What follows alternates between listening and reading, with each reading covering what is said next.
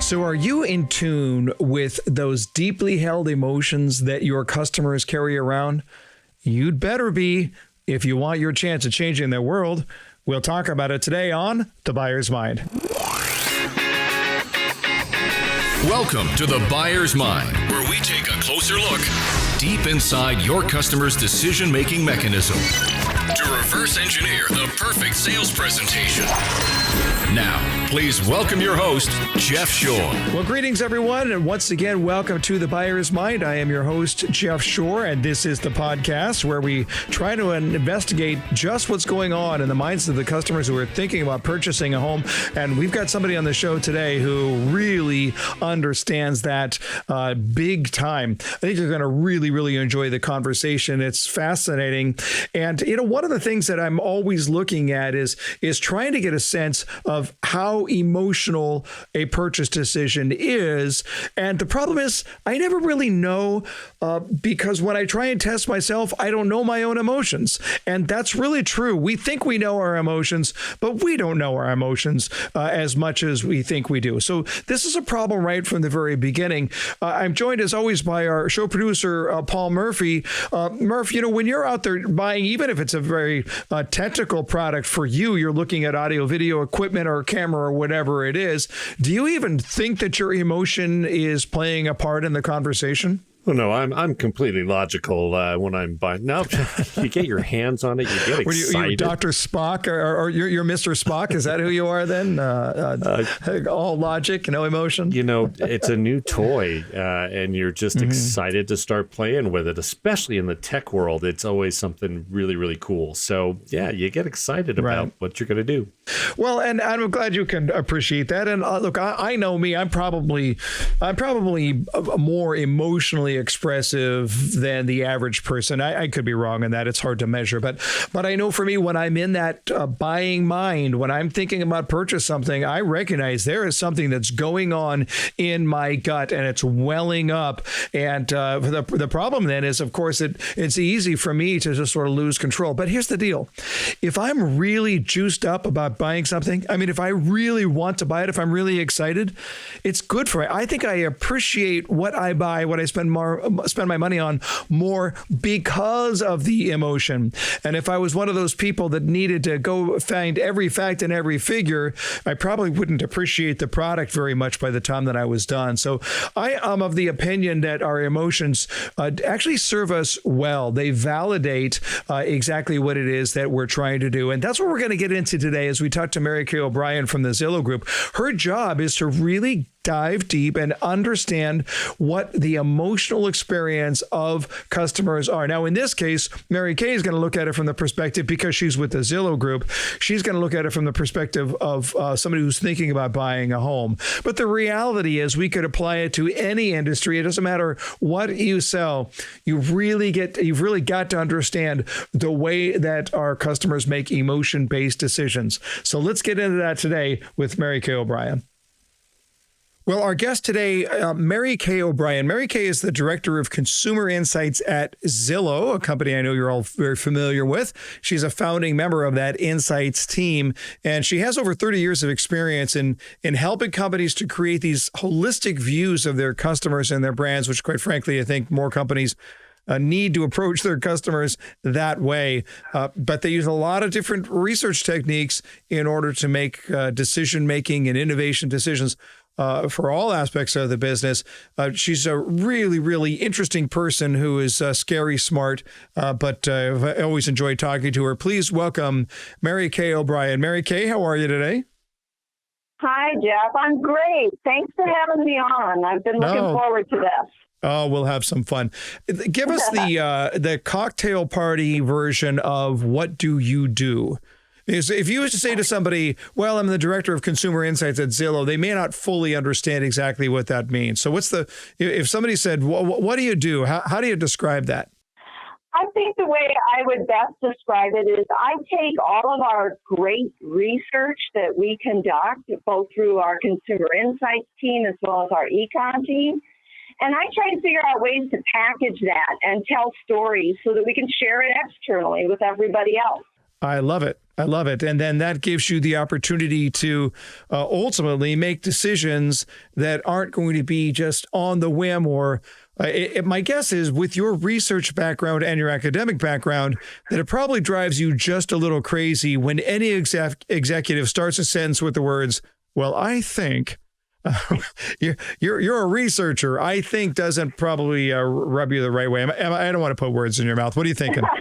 No, you are exactly right. And I think that's one of the reasons, too, that I was drawn to a company like Zillow, is that we don't start conversations that way. Instead, the conversation is started with, well, what would Beth think? Beth is who we refer to as the buyer. And we do develop personas around our buyers and our sellers and our renters. But it's them that starts the conversation, not us. There are times when I suggest to my clients that it would be a really good idea to have an extra chair in their conference room and just constantly remind themselves and allow other people to draw attention to say, what if our customer were sitting in that chair right here? Would we be talking this way? Would we be making the same decision? What would we be asking our customer at that time? And I think this is a real issue where we tend to make decisions based on our gut, on our instinct, on whatever you want to call it, without really asking ourselves the question, what would the customer say if the customer were in the room right now? No, that's very, very true. And again, I think it is those companies that ask the question and lead with the customer that are going to be the most successful. Yeah. I want to talk about your area of expertise over your career as you've deeply studied the psychology of your customers, what's going on in their brain. And I want to start by looking at the discussion of consumer confidence. We all know that consumer confidence is important. And in fact, we have broad macroeconomic measures to try and rate consumer confidence, and companies make big decisions based on consumer confidence. But your job is to look at that more on a one-by-one deal. How important is that confidence? Do we overrate it? Do we underappreciate it? How important is consumer confidence in your opinion? Well, I think it's of paramount importance, and we probably do underestimate or underrate just how important it is, because really what consumer confidence is trust in you. Trust in you and your product that you're going to provide. And ultimately what that comes back to is the way you make a customer feel, those emotions. And we know that we can say that, no, this is what I'm going to do and this is what's most important to me. But in the end, it's your emotions that rule. And it's the emotions of your customer that are ultimately going to drive their final decision making. When we talk about confidence, Mary Kaye, we have to have confidence as sales professionals in what it is that we do. Is the confidence that I carry in my product and the value of my product and in the chance that that it is going to solve my customers' needs. Does that confidence get adopted by the customer? Do they sort of sense that confidence that a salesperson has, or the lack of confidence that a salesperson has? And then does it then affect their own sense of confidence? I think they will definitely sense that confidence or lack thereof. But it's not so much just, you encounter somebody and you just feel that, oh, they seem very confident, but it's the way they talk about their product that displays that confidence. And by that, I mean that, again, that salesperson isn't just telling you the facts. Instead, they're taking it that next extra step to make you as the customer understand that first and foremost, they do understand your needs, but that they can also integrate that with their product and let you know how their product is going to ultimately meet their needs. And do that. And when you can do that and do it in a genuine way, not just reading from your sales book, that's when you can start to really create that confidence in your customer that you know what you're talking about and you're going to help them ultimately meet their needs in a new home. I know that you and I share the affection for the research that's been done in the area of emotion and the role that emotion plays. And in fact, it's at times perhaps a little bit trying because, I believe very, very strongly, I think that the research backs it up, that the customer is dominantly an emotional creature.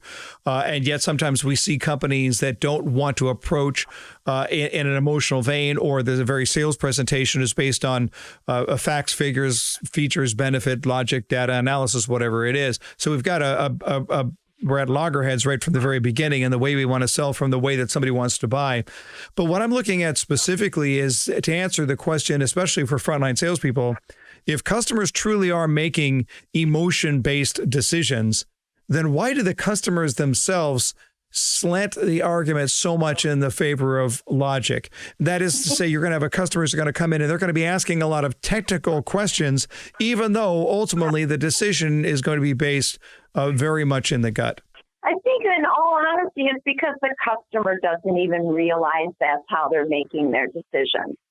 I think we have all underestimated, and it's really with the recent research that has come out, where there is a very, very strong focus on measuring not just system 2 or this logical type of response that consumers have, but system 1 responses. And these are the emotional responses that people have.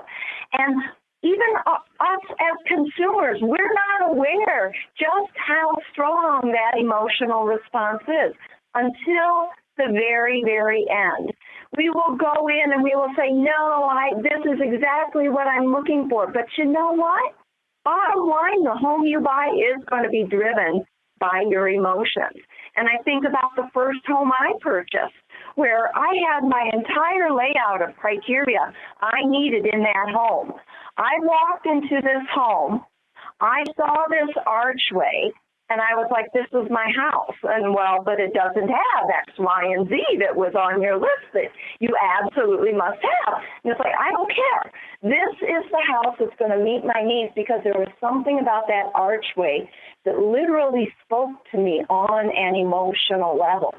So even our own consumers and customers don't understand that, bottom line, that is how we're going to make our final decision. You said, first of all, I find that really interesting. All you have to do is watch one episode of House Hunters and you'll see that come true, because I guarantee you that the house that they buy at the end of the show is nothing like what they described at the beginning of the show, because they always described it based on facts and figures, bedroom count, square footage, price point, whatever it is. But then they made the decision based on how they felt when they walked through the door. You said something really interesting, though. You were talking about how we measure the emotional responses in system 1. So you're getting now into this idea of dual process theory, and the brain looks at it from the logical, not the logical, but the conscious part of the thinking in system 2. That system 1 it's much more in the gut, it's emotion based, but it's non-conscious. How do you measure the non-conscious? It's difficult. I'm going to admit that. It's very, very difficult. A lot of it, in all honesty, you have to first go out and do a lot of qualitative research to really uncover what are those emotions and kind of more softer things that people are talking about.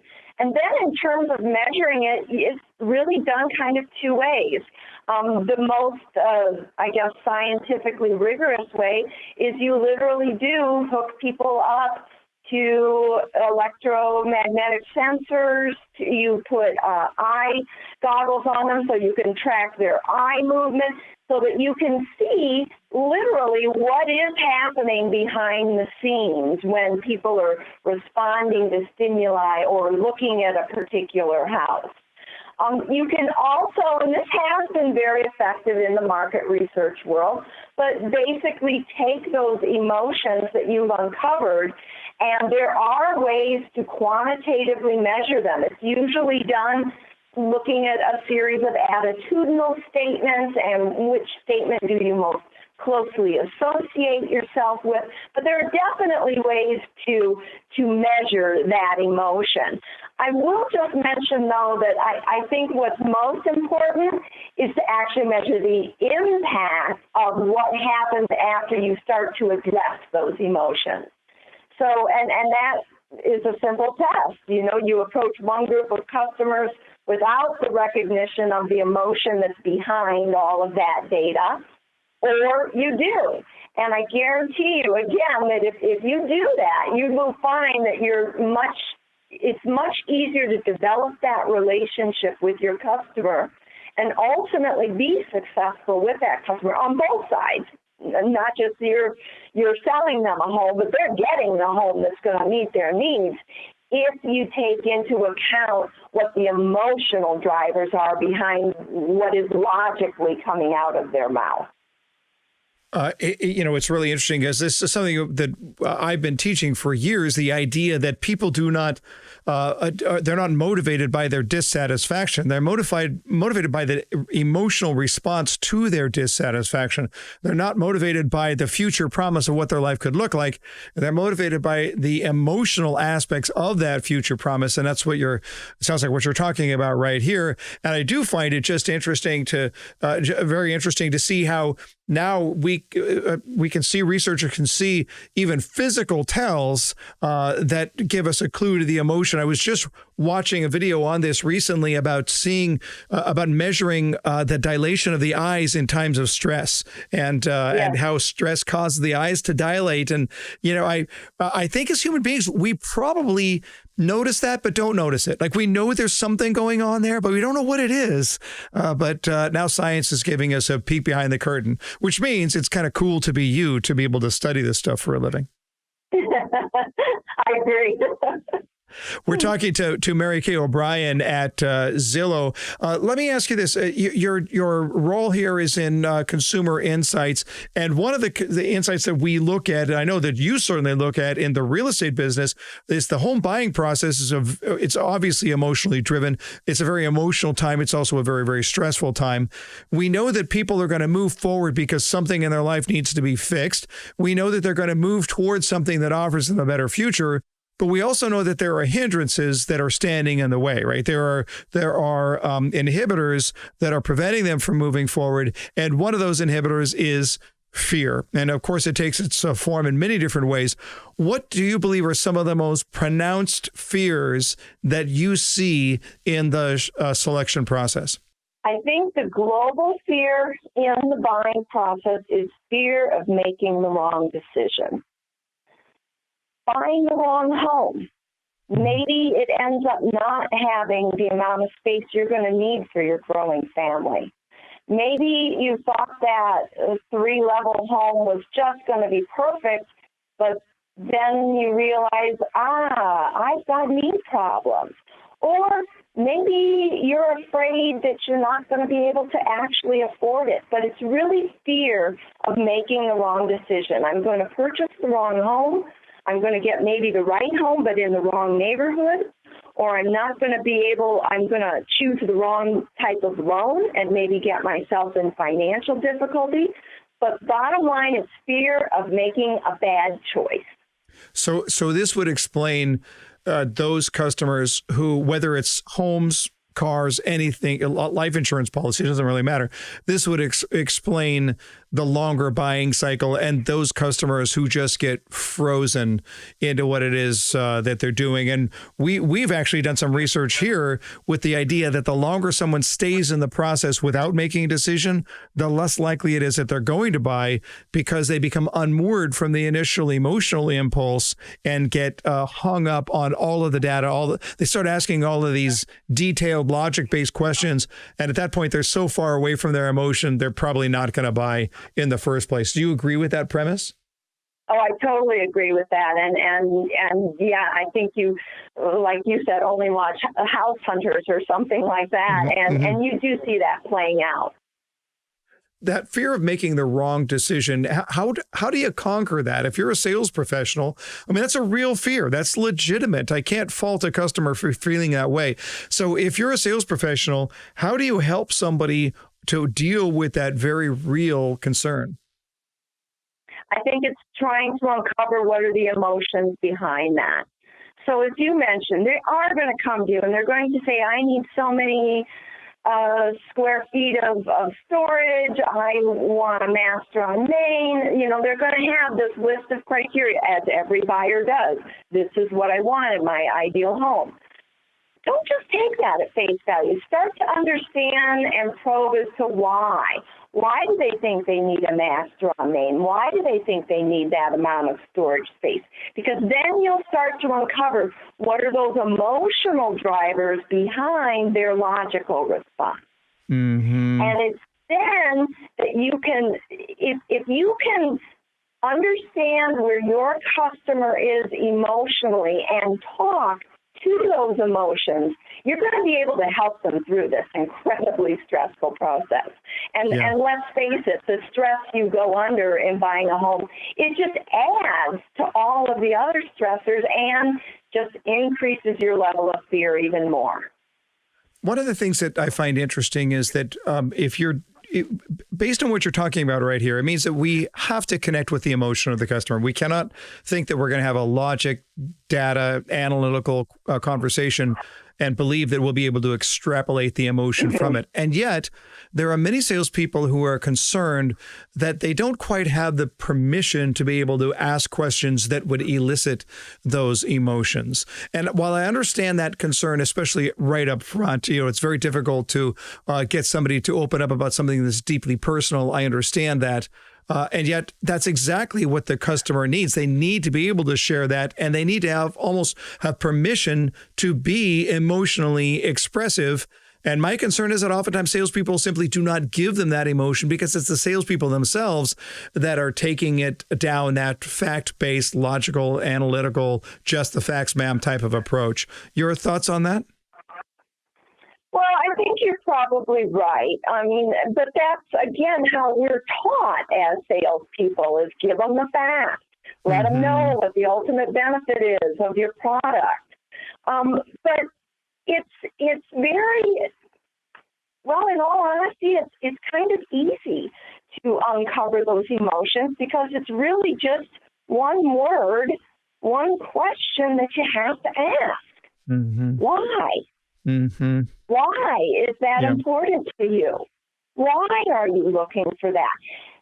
And without asking anything else except why, you're going to start to uncover. People will tell you, well, the reason that storage is so important to me is I'm a hoarder, and I even have my thesis materials from, I'm not going to tell you how many years ago. So it is very important to me. But now you understand that, ooh, this person, this is the emotion that's driving this, is they want to hold on to everything. So then how can you maybe incorporate that emotion, or at least address that emotion in other aspects of the home and what it is you're talking about?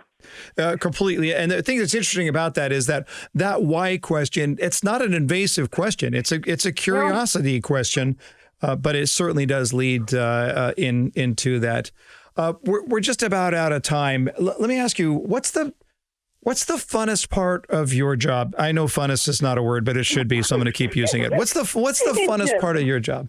Things like this. Honestly, the funnest part of my job is talking to people about what it is we know about the consumer and helping them figure out how they can take that knowledge and incorporate it into their own life, their own business. That is truly the funnest part of my job. That's awesome. And thank you for indulging me with the grammatically incorrect question.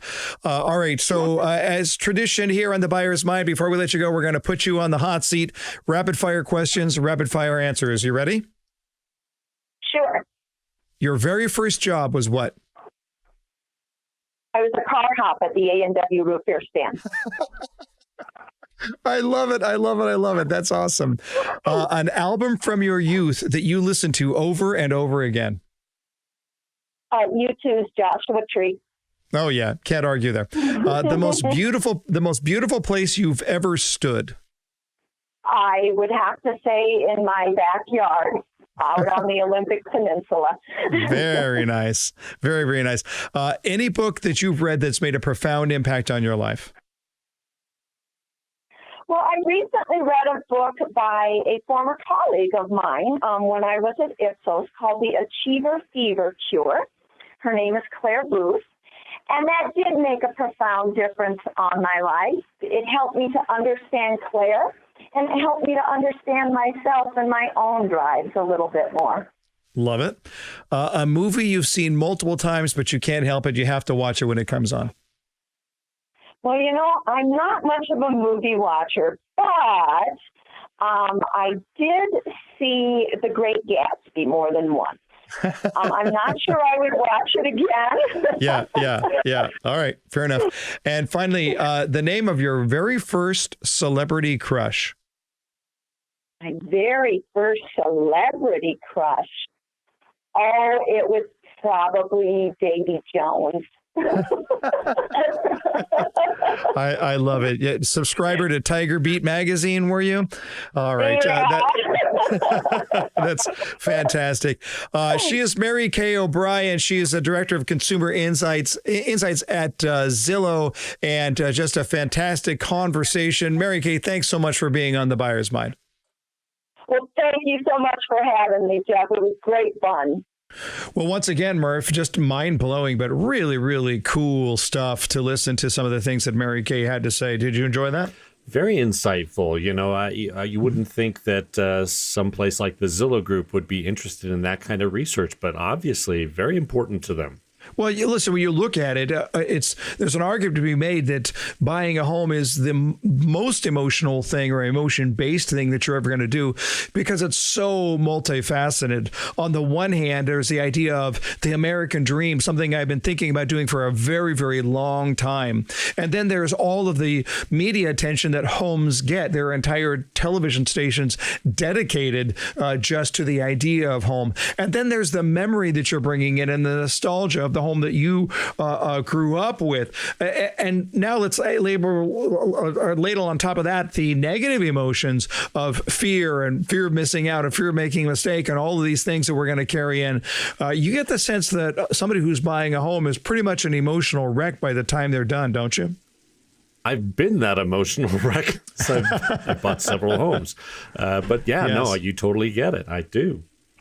I do think that the concept that we do tend to underestimate, underrate, and therefore underappreciate how important our customers' confidence is. That really rang true to me. And I look at it from the perspective that confidence is itself a feeling, or if you will, that confidence is an emotion. It's adoptable, but as Mary Kaye said, and I thought this was really interesting, that adoptiveness, if you will, of confidence is really based not on the salesperson's knowledge, but based on the salesperson's display of emotion. It's not, can I share with you every fact and figure? Now, it's important that we have that we're knowledgeable about what it is that we're selling and what our customer needs, but it is that endorsement. And Murph, I saw this happen. I was at a business dinner with a group of people in Las Vegas just a couple of days ago. And I wasn't sure what I was going to order. It was a big menu. So I pointed to, I want your opinion on this, Murph. I want you to know, I want to know what you think about this. So I looked at the waiter and I said, listen, I'm torn between two things. I'm not really sure what I want to do. I'm torn between, and I know they're very different items, but I'm torn between this and this. And I pointed to the two items. And this is what the waiter said. Oh, I can make this very easy. I will not allow you to order that second option. Okay, because the first option is so good. It is so good. I'm not going to let you order the second one. You're getting the first one. All right, Murph, how are you feeling if a waiter says something like that to you? I'm sold. Instantly, I'm sold. Obviously, he's been there. He knows, and he's looking out for my best interest. Right? Yeah. Well, listen, if I knew what I was going to get, I would have just ordered it and he would have said, excellent choice. But because I asked him for his opinion anyway, then I was giving him permission to show his emotion. But you know what happens when sometimes you ask somebody, so, how's the chicken sandwich? And then you have a food server will say, it's okay. I mean, it's a popular dish. A lot of people order it. That's not what I asked. And it does not exude confidence that I easily want to adopt. So there's that idea that confidence is based on the emotion of the salesperson more than the knowledge or the facts and figures that can be spewed out. So if you're a salesperson, you want to look at it from that perspective. It's not just that I can share with you a lot of information about the product that I'm selling. It's that I feel strongly about it and you see that emotion from that. The other thing that I thought was really fascinating here was the conversation about how we look at the emotional responses, how we even measure the emotion responses. But what Mary Kaye said, and I think this is something that's got to be a huge, huge takeaway. Far more important than the emotion is the impact of the emotion. People do not buy because they are dissatisfied with what they have now. They buy because of the emotion behind that dissatisfaction. They buy because of those moments that go, oh, this is driving me crazy. Oh, I don't like this. Oh, why does this have to be that? That's what motivates them to look in the first place. And people don't buy because of the features. They don't buy because of the things that are included and not included. They buy because of the emotion. They buy because deep down they're saying, I want that. This is what I want for my life. So as long as we're staying on the logic, on the analytics, on the list of things that you get or don't get, that's not the way that people want to buy. It's the impact of the emotion that drives everything. And when we do that right, you know what we do? We build that emotion so strongly that then when we do deal with that number one fear, as Mary Kaye pointed out, that fear of making the wrong decision, when we've built up that emotional strength to say, this is why I don't want to stay where I'm at, this is why I love what you are showing me right here, then those two things collectively trump the fear. Doesn't mean that the fear isn't still there, but all we have to do is come over the top of that fear with the emotion that is based on what's wrong with my life right now and what right could look like. It's a beautiful, beautiful story. And I just want to encourage you, if you're a salesperson, do not be afraid to dig for the why, to try and figure out not just what somebody wants, but why they want it. Not just to know that somebody is dissatisfied, but why they are dissatisfied. When I can get into the why, talk to me, tell me more. Why is that the case? That's where the magic happens. It's not the memorized lines that you learned at a training seminar somewhere. It's the curiosity so you can understand the deeper levels behind your customers' motivations, behind their pain, behind their promise. This is where wonderful things happen. This is where you understand your customer, and this is where you change their world. We'll talk to you next time on The Buyer's Mind.